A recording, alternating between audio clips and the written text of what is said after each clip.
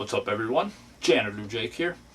Now see, last time you guys saw me, I was sitting on my hind end watching TV when suddenly a preview came on for the remake of Fright Night. Now, for those that don't know, there was a Fright Night movie that came out in 1985, and a sequel, Fright Night Part 2, which came out in 1988. Now, as a kid, I grew up watching the original Fright Night, and I thought that it was an awesome movie. And then I saw Fright Night Part 2, and I thought that was an awesome movie as well. But then, in 2011, 26 years later, some dinklepuss decided to come out with a remake. So I'm basically going to go through and review all three movies in one big shot. So, let's get going. So, the basic plot revolves around a high school kid named Charlie Brewster, who notices that someone is moving in next door to him. And after snooping around a bit, he realizes that his new neighbor is a vampire. Once he notices that some murders that have been happening around his town are linked to his new vampire neighbor Jerry, he decides to tell the police, as well as his girlfriend Amy and friend Evil Ed. And of course, no one believes him. So he turns to Peter Vincent, a guy who plays a vampire killer in a bunch of movies, which he hosts a marathon of on a TV show called Fright Night. Of course, he doesn't believe him either, and now Charlie has to find a way to kill Jerry before Jerry kills him. So that's the basic plot of the film. Now, like I said before, I really love this movie. However, there are a few things about it that I don't like. In this scene, Charlie brings the cops over to Jerry's house, where they meet Jerry's live-in carpenter and daytime protector, Billy Cole. Now, everything seemed to be going good. Charlie told the cop that one of the women who was recently murdered was over at Jerry's not long before she was killed. So he's trying to get them busted with evidence of murder and eventually prove that Jerry is a vampire. However, this part coming up shows just how dumb people can be. Let's look in the basement instead. What's down there, Charlie? Yes, Charlie. What's down? Well, obviously the boys made a mistake. I've seen how kid. A coffin! That's what's down there, a coffin. I saw them carry it in. What? Now, at this point, if I was Charlie, I would try to explain that the coffins might be for the murder victims and try to keep it semi-realistic. But instead, this is what he says. Yeah, and you'll find Jerry Dandridge in it, sleeping the sleep of the undead. Ooh. What are you talking about? He's a vampire. Uh-oh. I saw him in that room last night, and he had fangs, and he bit her on the neck. For heaven's sake, come on. And what I don't like is how so stupid he is about it. Just to say out of the blue that he's a vampire. I mean, really? No one's gonna believe that. Of course, that scene isn't as bad as this one. In this scene, Amy and Evil Ed go to Peter Vincent's to try to get him to help Charlie. And they decide one way of doing it would be to prove that Jerry isn't a vampire. So they call Jerry on the phone and let him know what's going on. And this is what happens. He's a reborn Christian. He thinks crosses would be sacrilegious. Okay, now I've been a Christian for close to 17 years, and not once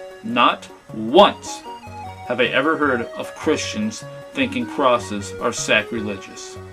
So that's something I would be a little concerned about. And then check this out. Ask him how he feels about holy water. How about holy water? No, won't do either. Tell him it's just ordinary tap water. All he has to do is sip it. Alright, so they're trying to prove that Jerry Dandridge is not a vampire, and yet when they say anything about crosses or holy water, Jerry refuses to be tested with them. So if I was Peter Vincent, I would definitely be wondering about a few things by this point. So of course they all get to Jerry's, give him the water, and when nothing happens, Charlie calls Peter out on his shenanigans and holds up a cross to Jerry. So of course Jerry backs up and Billy's about ready to attack Charlie. And what happens? Peter gets mad at Charlie. So basically there are all these little hints that he is a vampire and everyone is refusing to believe it. Even at one point, Peter notices that Jerry does not cast a reflection in a mirror. Just a minute. That goes for you too, Ed. I expect we have a lot of the same interests, you know, in horror movies and the occult. Something wrong, Mr. Vincent? And when they leave, how does he react? He's angry at Charlie, as usual. So, basically the stuff that I don't like are just little itty bitty screwy things with the storyline, which pretty much show that everything else they got right. So on that note, let's check out what I do like. One thing I like is the character of Jerry Dandridge. His true vampire self is a horrific creature. However, in order to survive as long as he has, he's had to blend in with society. Also, he doesn't just go out and about killing random innocent people. He seems to pick and choose people like prostitutes and just general scum of society. It's almost like he wants a normal life, but he still needs to feed. And one way of showing this was when he confronts Charlie. Now, before anything happens, Jerry is in Charlie's mom's room, and instead of killing her, he just kind of looks at her and then locks her in her room.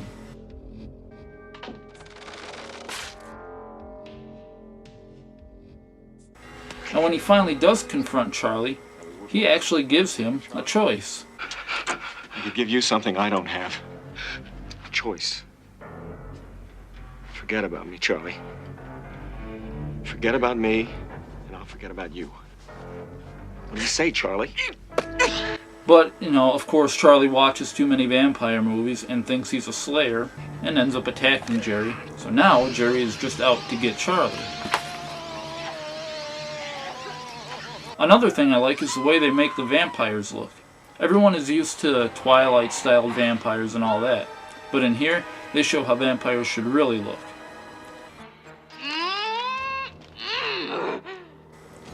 Now, a lot of people are used to seeing vampires sparkle and nonsense like that when they die. But this movie shows how members of the undead should really die.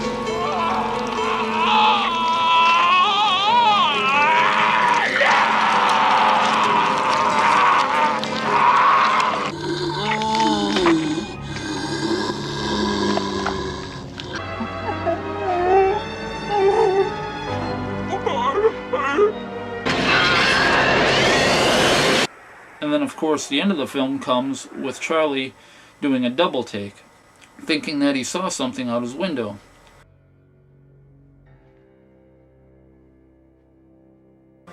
And then when he starts smooching Amy, the camera pans out the window and shows you that a sequel is coming.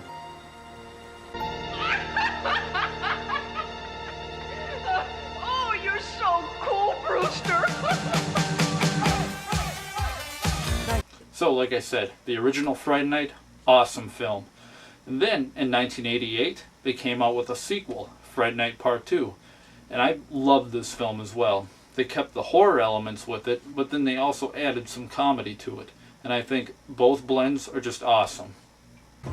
So this time around, because of the events that Charlie went through in the first film, he started seeing a psychiatrist, and actually became convinced that vampires weren't real. Because vampires don't exist. And that Jerry was just a serial killer.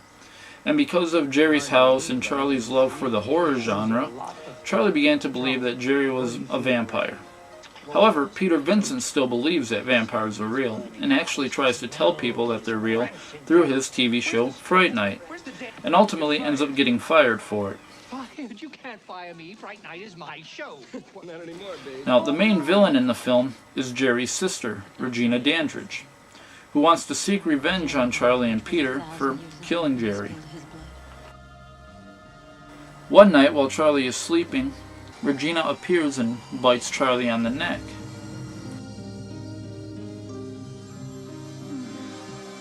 And now Charlie is slowly beginning to turn into a vampire.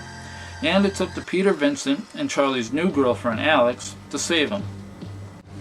Now, we need holy water. Holy water. We need communion wafers. Communion wafers? You mean this stuff kills vampires? Am I gonna go to hell for this? Now, in the first film, Jerry had a daytime protector and partner in crime, Billy Cole. Just one person. Regina, on the other hand, has a whole gang to help her and protect her. One is a vampire who likes to roller skate. One likes scarfing up bugs. and the other one is a werewolf. And actually, the werewolf is one of my favorite characters in the film. Something about him just seems very innocent, almost like a child. Can I have a bite? He adds a lot of comedy relief to the film, which is one thing I really like a lot. You're supposed to bite on the neck, asshole. I'm not thirsty right now, man. I like how they added more comedy to it, but not really a cheesy, stupid comedy. I think they did a good job.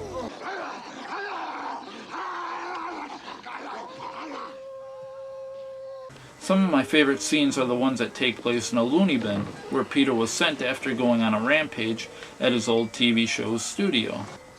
While he's there, he befriends one of the inmates.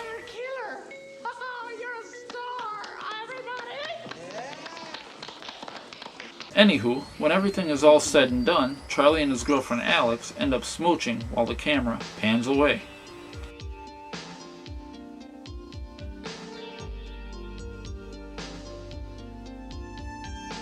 So, that's it. The way they ended it, awesome. No follow-up like there's going to be a third movie or anything like that. Nothing. They ended it on a perfect note. However, like I said, 26 years later, in 2011, some stupid dinklepuss decided, let's make a remake and try to ruin the film! Now, when I first heard about the remake, I was kind of excited, until I saw the trailer. Now, the plot of this movie is basically the same as the original, except a lot of stuff is just swapped 180 degrees. So I'm just going to go through and show you everything that is basically flipped. Let's look at Charlie and Evil Ed. In the first film, Charlie believes that his neighbor is a vampire and tries to convince Evil Ed and everyone that he is a vampire, but no one believes him. In the remake, however, Charlie is the non-believer, and it's Evil Ed that believes Jerry is a vampire. Now let's look at Peter Vincent.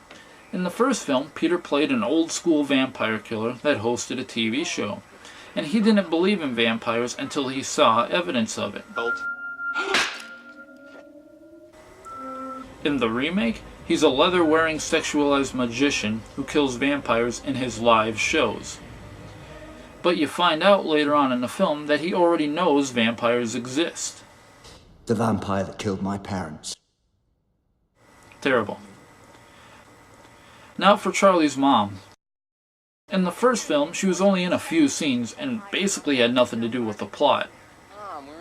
In the remake, she's totally involved with dealing with Jerry, even to the point where Jerry is attacking her and sends her to the hospital. I mean, give me a break. Now on to Amy. This is the only character that they actually kept pretty consistent with the exception of Jerry falling for her because she looks like a previous love interest from the first film. So, all I have to say is, good job. Now, finally for Jerry. In the original film, Jerry lived with his roommate, who was a carpenter and a daytime protector, and only went after the scum of society and tried to blend in and keep to himself. Well, Charlie, don't be rude. Shake hands. In the remake, though, he lives alone, has an army of vampires in his basement, and attacks anyone he wants. Now, I wouldn't have minded this movie too much if they didn't call it Fright Night and used everyone's name. Just change the name of the movie and change the name of the people. But they didn't do that. They had to call it Fright Night. So, whatever. You know, I wish Hollywood would quit making remakes and just start making sequels. Get the original cast back and just continue with a storyline. That would be awesome. All us old retro people, we would love that. That would be cool. But, whatever. Terrible. Just absolutely terrible. So, whatever. I'm Janitor Jake, and...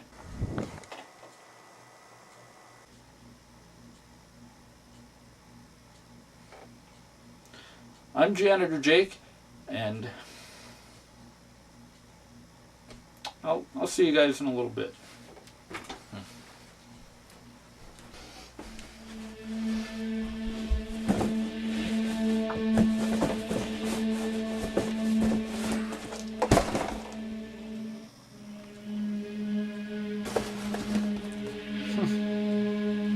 was looking for that.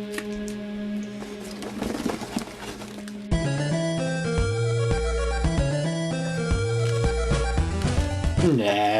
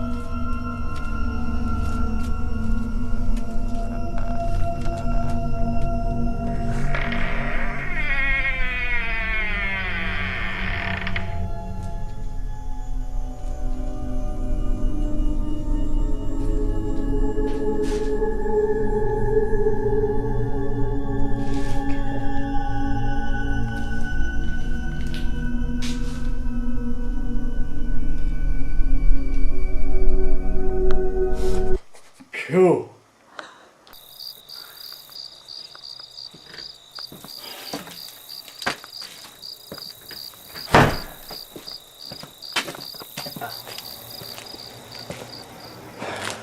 Where in the world could he even be?